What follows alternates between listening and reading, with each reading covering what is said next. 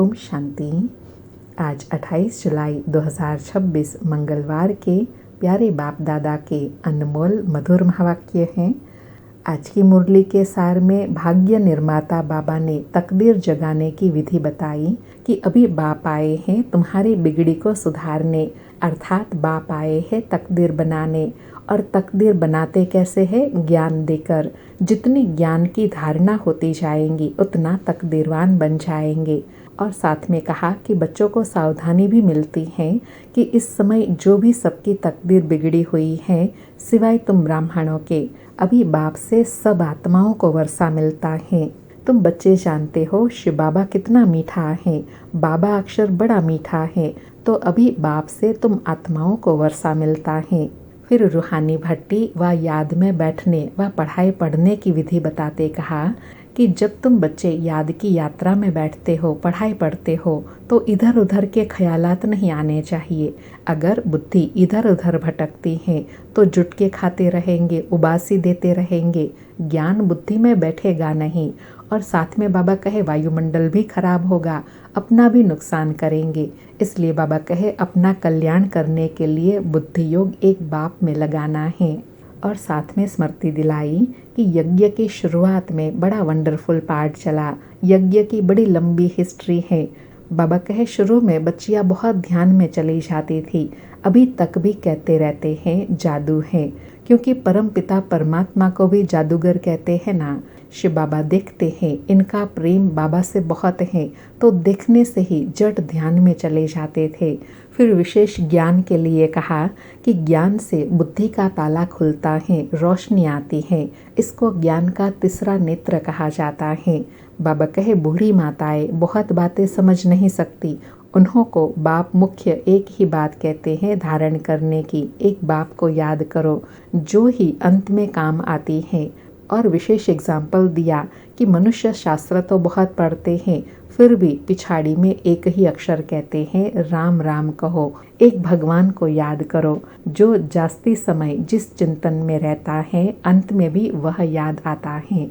यहाँ फिर ज्ञान और समझ से एक बाप को याद करना है तो अंत मते सौगति हो जाएंगी।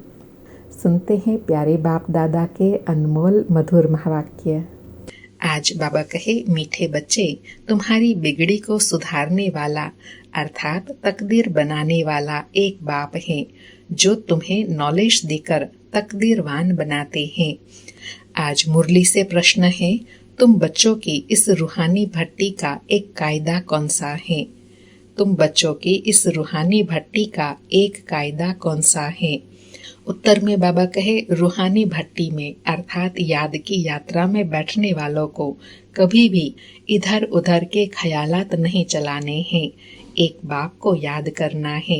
अगर बुद्धि इधर उधर जाती है तो जुटका खाते रहेंगे, उबासी देंगे, इससे वायुमंडल खराब होता है, अपना ही नुकसान करते हैं। आज मुरली में गीत बजा, दिल का सहारा टूट न जाए। ओम शांति। मीठे मीठे रूहानी बच्चों ने गीत के 2 अक्षर सुने। कौन सा गीत सुना? दिल का सहारा टूट न जाए। तो बाबा कहे बच्चों को सावधानी मिलती है, इस समय जो भी है सबकी तकदीर बिगड़ी हुई है, सिवाय तुम ब्राह्मणों के। बाबा कहे तुम्हारी अब बिगड़ी से सुधर रही है। बाप को कहा ही जाता है तकदीर बनाने वाला। तुम जानते हो शिव बाबा कितना मीठा है, बाबा अक्षर बड़ा मीठा है। बाप से सब आत्माओं को वर्षा मिलता है। लौकिक बाप से बच्चों को वर्षा मिलता है, बच्ची को नहीं। यहाँ बच्चा व बच्ची सब वर्षे के हकदार हैं। बाप पढ़ाते हैं आत्माओं को अर्थात अपने बच्चों को। तो बाबा कहे जब मैं पढ़ाता ही आत्माओं को हूँ तो वर्षा भी सभी आत्माओं को मिलेगा। बाबा कहे बरोबर ब्रदरहुड कहा जाता है ना, एक भगवान के बच्चे हैं, फिर इतना लड़ते झगड़ते क्यों?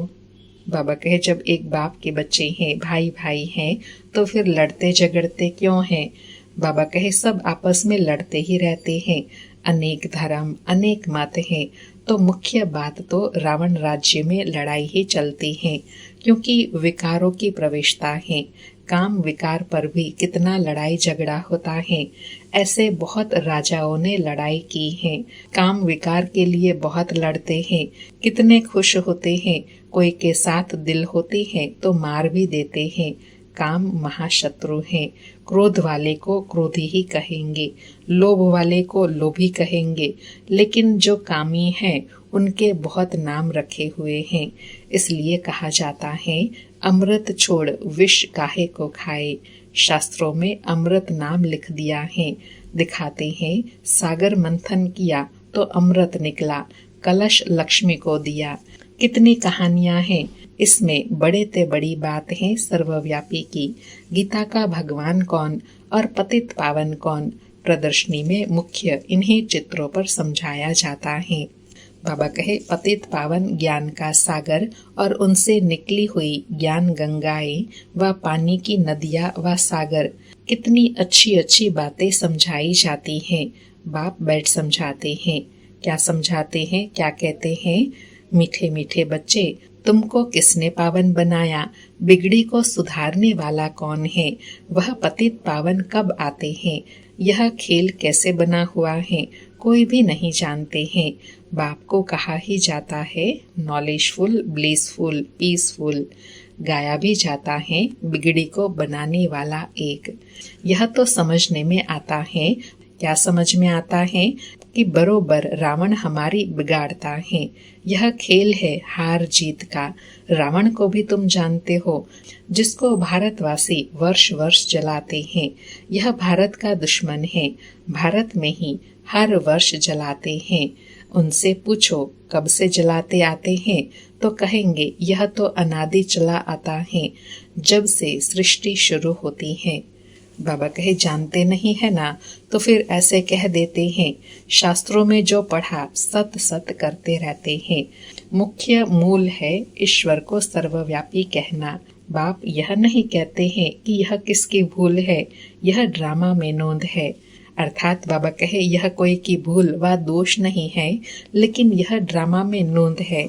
तभी फिर बाबा को अपना सत्य परिचय देने व पावन बनाने आना पड़ता है। बाबा कहे, हार जीत का खेल है। माया से हारे हार, माया से जीते जीत। माया से कैसे हार खाते हैं वह भी समझाया जाता है। पूरा आधा कल्प रावण राज्य चलता है। 1 सेकंड का भी फर्क नहीं हो सकता। राम राज्य की स्थापना और रावण राज्य का विनाश अपने समय पर एक्यूरेट चलते हैं। बाबा कहे, यह ड्रामा ही ऐसा एक्यूरेट बना हुआ है। इसमें हर एक का पार्ट, हर एक चीज अपने एक्यूरेट टाइम पर होती है। बाबा कहे, सतयुग में तो लंका होती नहीं, वह तो बुद्ध धर्म का खंड है। पढ़े लिखे की बुद्धि में रहता है। लंदन इस तरफ है, अमेरिका इस तरफ है। पढ़ाई से बुद्धि का ताला खुलता है, रोशनी आती है, अर्थात समझ आती है।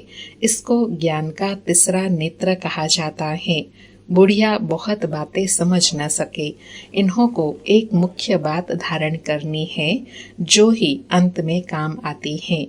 बाबा कहे, और कुछ नहीं जानते समझते ना, तो उनको मुख्य एक ही धारणा करनी है। वो कौन सी है? जो अंत में भी वही काम में आएंगी, एक बाबा की याद। बाबा कहे, मनुष्य शास्त्र तो बहुत पढ़ते हैं, पिछाड़ी में फिर भी एक अक्षर कह देते हैं कि राम राम कहो। ऐसे नहीं कहते शास्त्र सुनाओ, वेद सुनाओ, पिछाड़ी में कहेंगे राम को याद करो। अर्थात चाहे शास्त्र पढ़ते हैं, भक्ति करते हैं, कोई भी तीर्थ यात्रा करते हैं, सब होने के बाद क्या कहते हैं? भगवान को याद करो। तो दुनिया में जो कहते हैं लास्ट में कहते हैं, यहाँ बाबा पहले से ही कहते हैं, पहला और अंतिम पाठ है, अपने को आत्मा समझकर बाप को याद करो। बाबा कहे, जो जास्ती समय जिस चिंतन में रहता है, अंत में भी वह याद आ जाता है। अभी विनाश तो सबका होना है। तुम जानते हो सब किसको याद करेंगे। कोई श्री कृष्ण को, कोई अपने गुरु को याद करेंगे, कोई अपने देह के संबंधियों को याद करेंगे। देह को याद किया, खेल खलास। बाबा ने पहले अंतिम पाठ पढ़ाकर फिर स्मृति दिलाई कि अंत में देह व देह के संबंधी याद आए तो खेल खलास, अर्थात सदगति को नहीं प्राप्त करेंगे। सदगति तब होंगी जब अंत में भी एक बाबा की याद होंगी, और वो अंत में याद बाबा की तब रहेंगी जब बहुत समय याद में रहेंगे।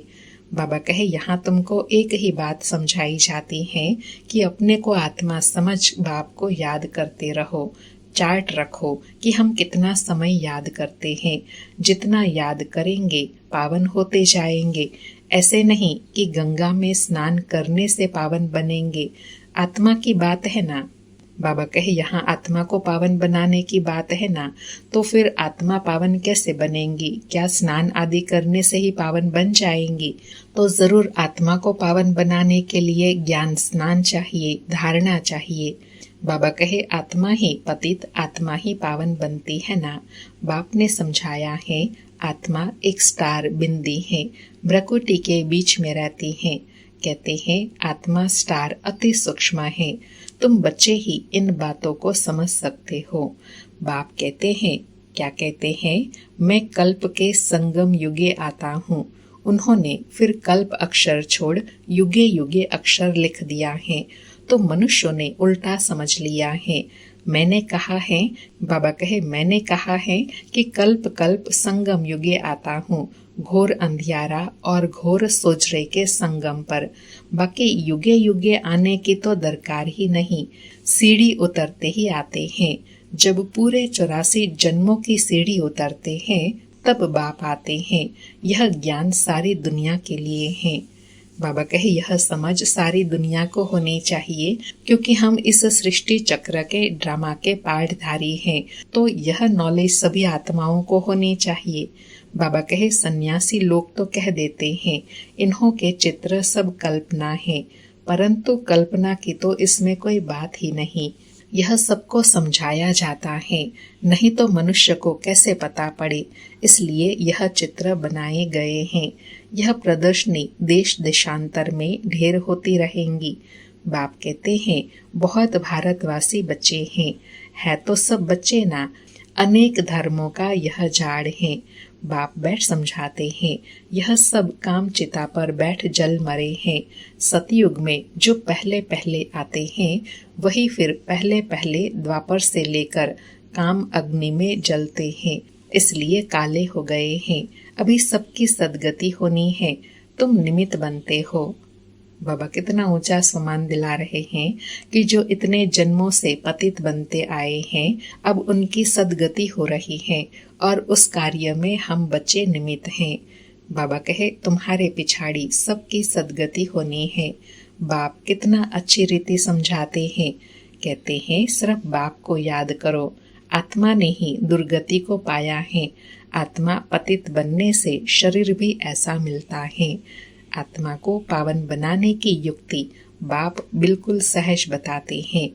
त्रिमूर्ति के चित्र में ब्रह्मा का चित्र देख मनुष्य हाय हाय मचा देते हैं। इनको ब्रह्मा क्यों कहते हो? ब्रह्मा तो सूक्ष्म वतनवासी देवता हैं। यहाँ कहाँ से आया? यह दादा तो नामी ग्रामी था, अखबारों में सब जगह पड़ा था। यह एक जौहरी कहता है, मैं श्री कृष्ण हूँ, हमको 16,108 रानियां चाहिए। बड़ा हंगामा मच गया था भगाने का। अब एक एक से माथा कौन मारे? बाबा कहे, यह सब ज्ञान की बातें हैं। इन ज्ञान की बातों को स्पष्ट करने के लिए एक एक से कैसे माथा मारे? जब आए तब समझे। बाबा कहे, इतने ढेर मनुष्य हैं। आबू में कोई आते हैं तो उनको जट कहते हैं, अरे ब्रह्मा कुमारियों के पास जाते हो, वह तो जादू कर देती है। स्त्री पुरुष को भाई बहन बना देती है। लंबी चौड़ी बात बताकर माथा खराब कर देते हैं। बाप कहते हैं, तुम मुझे ज्ञान सागर वर्ल्ड ऑलमाइटी अथॉरिटी कहते हो। वर्ल्ड ऑलमाइटी अर्थात सर्वशक्तिमान, सब वेदों शास्त्रों आदि को जानने वाला।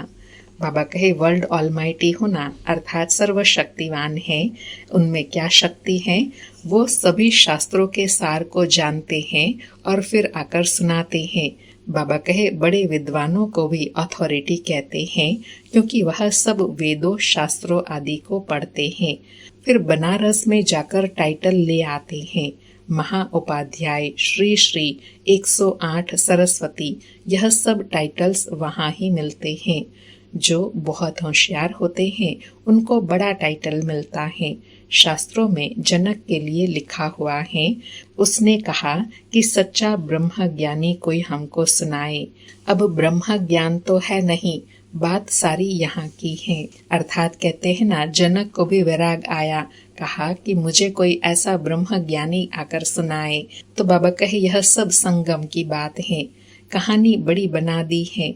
शंकर पार्वती की भी कहानी लिखी हुई है, कितनी कहानियां बैठ बनाई हैं। शंकर ने पार्वती को कथा सुनाई, वास्तव में था शिव, उन्होंने फिर शंकर पार्वती का नाम दे दिया है।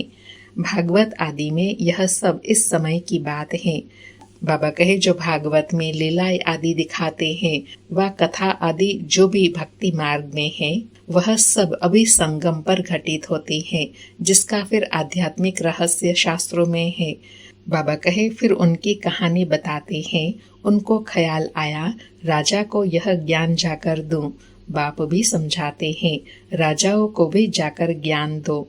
तुम ही सूर्यवंशी थे, फिर चंद्रवंशी, वैश्यवंशी, शूद्रवंशी बने, तुम्हारी राजधानी ही चट हो गई है। अब फिर सूर्यवंशी राजधानी लेना हो तो पुरुषार्थ करो। राजयोग सिखाने वाला बाबा आया हुआ है। बाबा कहे अब सिखाने वाला बाबा, पढ़ाने वाला बाबा आया है, तो फिर से अपना राज्य भाग्य लेने का पुरुषार्थ करो। बाबा कहे राजाओं के पास भी बहुत चिट्ठियां जाती हैं, फिर उनको मिलती थोड़े ही है। उनके प्राइवेट सेक्रेटरी चिट्ठियां देखते हैं, कितनी चिट्ठियां फेंक देते हैं। कोई में ऐसी जरूरी बात होती है तो उनको दिखा देते हैं। कहते हैं अष्टप्पा ने जनक को सेकंड में जीवन मुक्ति का साक्षात्कार कराया। यह भी अब है। बाबा कहे अब बाप कितना अच्छी तरह बैठ तुमको समझाते हैं। जो समझने वाले नहीं है वह यहाँ वहाँ देखते रहेंगे। बाबा जड़ समझ जाते हैं, उनकी बुद्धि में कुछ बैठता नहीं है। बाबा चारों तरफ देखते भी हैं, सभी अच्छी तरह सुनते हैं। इनकी बुद्धि कहाँ भटकती रहती है, उबासी देते रहते हैं। ज्ञान बुद्धि में नहीं बैठेगा। अर्थात बाबा कहे ऊंच पद पाने वाले नहीं होते हैं तो फिर इधर उधर देखते रहते हैं, तो बाबा को भी पता चल जाता है यह ऊंच पद पाने वाला नहीं है। बाबा कहे ज्ञान बुद्धि में नहीं बैठेगा तो जुटके खाते रहेंगे, नुकसान हो जाता है। कराची में इन बच्चों की भट्टी थी, कोई जुटका खाता था तो फिर जट बाहर निकाला जाता था, अपने ही बैठते थे। बाबा कहे बाहर का कोई आता नहीं था। शुरू में इन्हों का बड़ा पाठ चला, लंबी हिस्ट्री है। शुरू में तो बच्चियां बहुत ध्यान में चली जाती थी, अभी तक भी कहते रहते हैं जादू है। परमपिता परमात्मा को जादूगर कहते हैं ना, तो बाबा कहे यह भी टाइटल सिद्ध कर दिया कि वह जादू करते हैं। शिव बाबा देखते हैं इनका बहुत प्रेम है, तो देखने से ही जट ध्यान में चले जाते हैं। वैकुंठ तो भारतवासियों को बहुत प्यारा है। कोई मरता है तो भी कहते हैं वैकुंठवासी हुआ, स्वर्गवासी हुआ। अभी यह तो है ही नर्क, सब नर्कवासी हैं, तब तो कहते हैं फलाना स्वर्गवासी हुआ। परंतु स्वर्ग में तो कोई जाता ही नहीं है, क्योंकि बाबा कहे जब स्वर्ग होगा तभी तो स्वर्ग में जाएंगे ना, और उसके लिए फिर पुरुषार्थ भी करना होगा।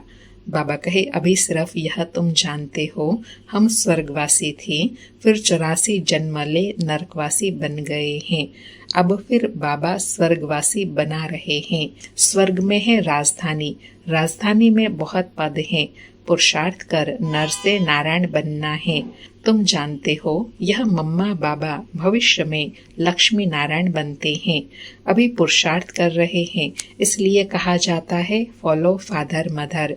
जैसे यह पुरुषार्थ करते हैं तुम भी करो। बाबा कहे यह भी याद में रहते हैं। ब्रह्मा बाबा स्वदर्शन चक्रधारी बनते हैं। तुम बाप को याद करो और वर्षे को याद करो, त्रिकालदर्शी बनो। तुमको इस सारे चक्र का ज्ञान है, इसमें तत्पर रहो, औरों को समझाते रहो। इस सर्विस में ही लगे रहेंगे तो और कोई धंधा आदि याद नहीं पड़ेगा। अच्छा, मीठे मीठे सिकिलधे बच्चों प्रति माता पिता बाप दादा का याद प्यार और गुड मॉर्निंग। रूहानी बाप की रूहानी बच्चों को नमस्ते। हम रूहानी बच्चों की रूहानी माता पिता बाप दादा को याद प्यार गुड मॉर्निंग और नमस्ते नमस्ते। सारी मुरली से धारणा के लिए सार है। पहला पॉइंट, सतयुग में ऊंच पद पाने के लिए माता पिता को पूरा फॉलो करना है, उनके समान पुरुषार्थ करना है, सेवा में तत्पर रहना है, एकाग्र हो पढ़ाई करनी है। दूसरा पॉइंट, याद का सच्चा चार्ट रखना है, अपने को आत्मा समझ बाप को याद करना है, देह व देहधारियों को याद नहीं करना है। आज बाबा का वरदान है, अपने हाईएस्ट पोजीशन में स्थित रहकर हर संकल्प बोल और कर्म करने वाले संपूर्ण निर्विकारी भव। अपने हाईएस्ट पोजीशन में स्थित रहकर हर संकल्प बोल और कर्म करने वाले संपूर्ण निर्विकारी भव। स्पष्टीकरण है, संपूर्ण निर्विकारी अर्थात किसी भी परसेंट में कोई भी विकार तरफ आकर्षण न जाए, कभी उनके वशीभूत न हो। हाईएस्ट पोजीशन वाली आत्मा कोई साधारण संकल्प भी नहीं कर सकती। तो जब कोई भी संकल्प व कर्म करते हो तो चेक करो कि जैसा ऊंचा नाम वैसा ऊंचा काम है। अगर नाम ऊंचा काम नीचा तो नाम बदनाम करते हो। इसलिए लक्ष्य प्रमाण लक्षण धारण करो, तब कहेंगे संपूर्ण निर्विकारी अर्थात होलिएस्ट आत्मा। बाबा ने संपूर्ण निर्विकारी बनने के लिए हाईएस्ट पोजीशन में स्थित रहने के लिए कहा और साथ में चेक करना है कि जितना ऊंचा हमारा लक्ष्य है उतने ऊंचे लक्षण हैं। आज का स्लोगन है, कर्म करते करन करावनहार बाप की स्मृति रहे तो स्व पुरुषार्थ और याद का बैलेंस ठीक रहेगा। कर्म करते करन करावनहार बाप की स्मृति रहे तो स्व पुरुषार्थ और योग का बैलेंस ठीक रहेगा।